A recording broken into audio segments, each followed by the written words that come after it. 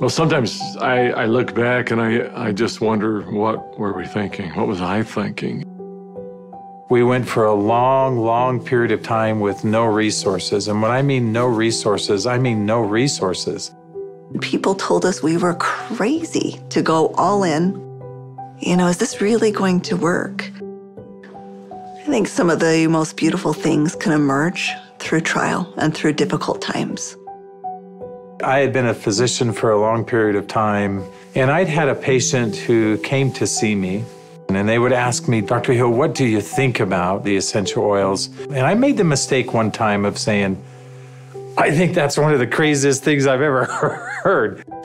She looked me right in the eye and she said, I am so disappointed to hear that, because that's done more for me than you or any of your colleagues or anyone has ever done for me.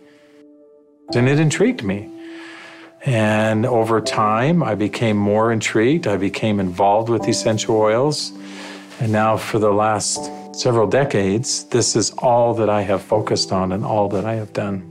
I remember when I first came into the essential oil industry, I thought they were voodoo oils. I thought they were really, really strange. It wasn't long before I started using oils on my kids, and I was amazed at what I was able to do and how it empowered me as a mom to take charge of my family's health care. So I was a huge skeptic.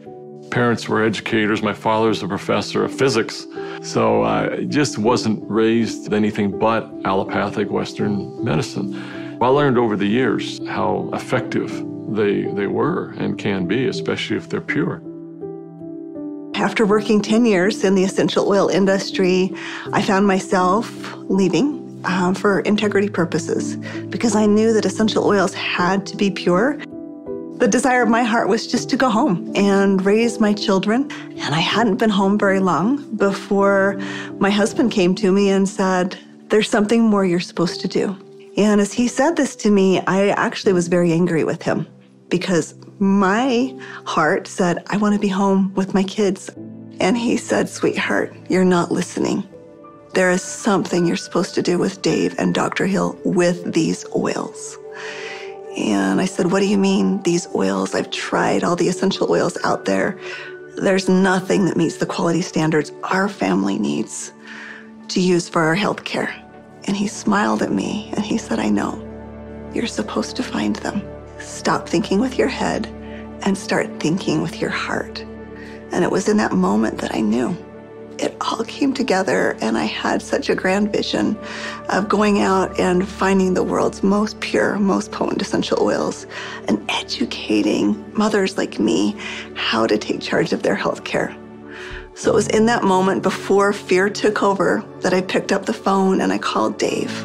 And Emily Wright called me at the time and just said, what if we could go out and source the most pure essential oils on the planet and bring them to the world in a mainstream fashion? And he got really emotional. And Dave doesn't get emotional. And actually it was that right then and there. That was the genesis for me. And I just kind of felt strongly like, yeah, we're going to start a company. So I hung up the phone with Dave. I picked up the phone and I called Dr. Hill. And as I called him, I still remember he kind of giggled. And I said, Doc, this isn't funny. I'm serious about this. What if we could go out and find these pure oils like we've always wanted to do? And what if we could educate people to really understand the power behind these oils? And he said, no, Emily, I'm not laughing because I think your idea is crazy. I'm laughing because I was just getting ready to call you and ask you the very same question. It started with an initial little small meeting in an Italian restaurant. In the far corner, and we met for 5.5 hours until they finally kicked us out of the restaurant because we weren't buying food anymore. And we just started to dream. We would meet anywhere we could find some space to meet. And it was in some strange places. Of course, the basement of the Normal Library was one. We got too rambunctious and they finally kicked us out of the library. Sometimes it was in the basement of our homes. I remember not telling my kids, that I was unemployed and starting a new thing, but the dad was working on a project in the basement. As I did the business plan, I started to realize that this was going to be big. I just knew that with such a good team and product that had changed our lives, we felt like this was going to be significant. So as we began in the spring of 2008, that's when we had a massive falling out with the housing market in the United States. And there was a lot of panic and a lot of fear.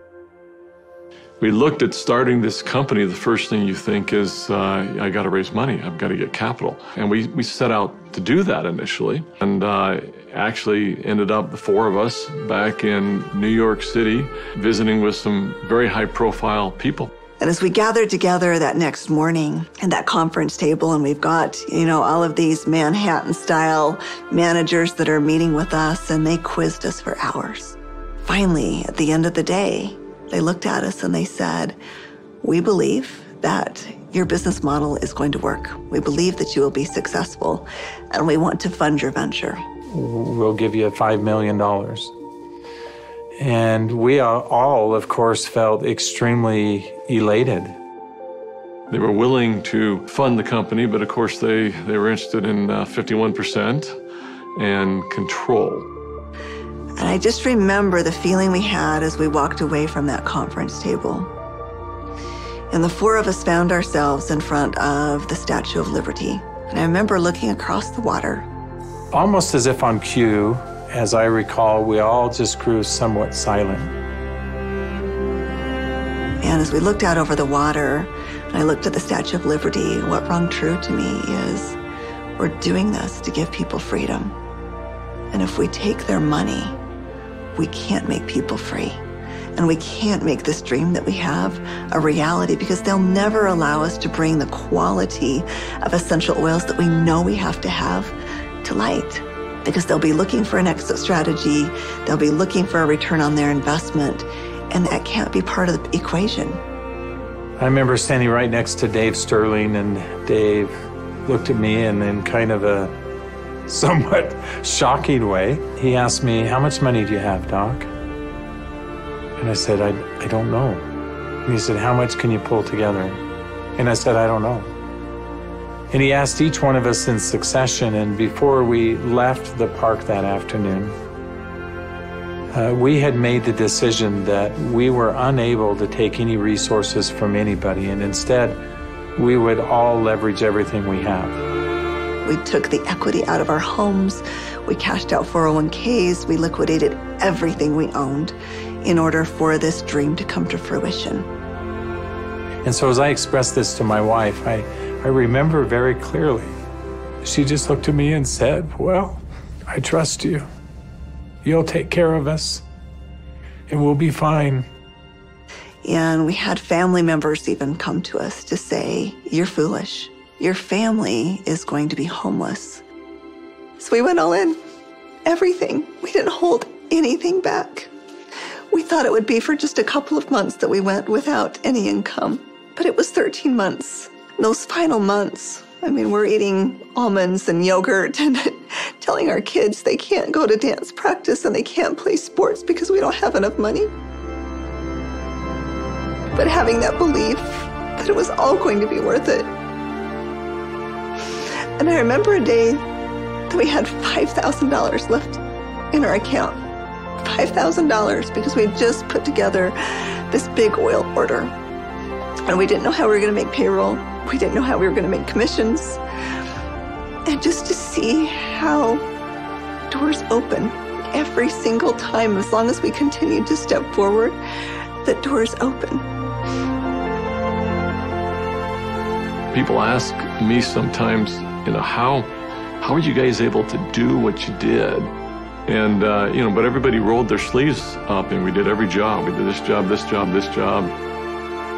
I was supposed to go out and find these precious oils.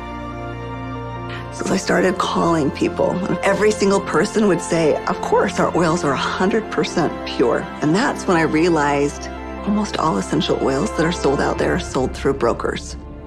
These brokers were very smart people, often having very sophisticated labs. And the oils were almost always changed.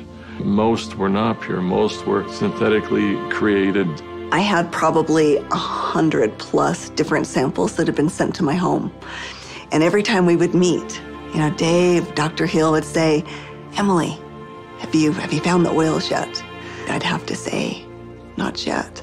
Like, are we going down the right path? Is this really what we're supposed to do? And I remember one beautiful day, I opened up my doorstep and 5 oils showed up all on the same day. It was frankincense, lavender, tea tree, lemon, and peppermint. As I smelled these bottles, I called up Dave and I called up Dr. Hill and I said, I found the oils. They said, don't you dare open them until we're all together. We knew that these oils were absolutely pure, and it gave us just enough confidence, just enough faith to continue stepping forward. I remember that first discussion we had. We talked about the culture of the company. What type of soul do we want doTERRA to have? And we realized that these oils are experiential. And we realized it had to be a person-to-person model. We had to bring people together. We've got to have a culture of giving back. We have to have a culture of caring. Locking arms with the people who are putting the seeds in the ground, who are harvesting these products. It's making sure that their needs are met. As I look back on it today with doTERRA, it's overwhelming to me to see the impact it is around the world. There was a lot of sacrifice, but again, those are days we look back on, with some pride. Sacrifice is a really important piece in setting the foundation. Today, we've empowered nearly 8 million families all around the globe. We're now filling 315,000 bottles of oil every single day.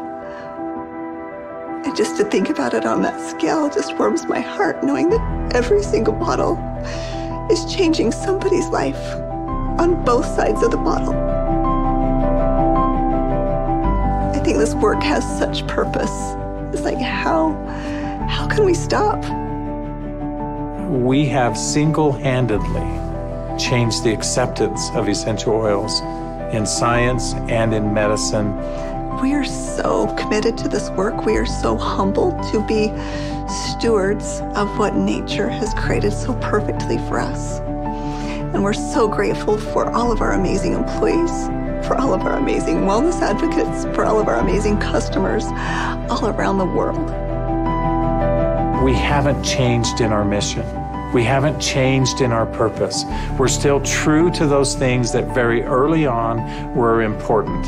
If doing the right thing was important then, doing the right thing is important now. If helping and giving service to other people was important then, it's important now.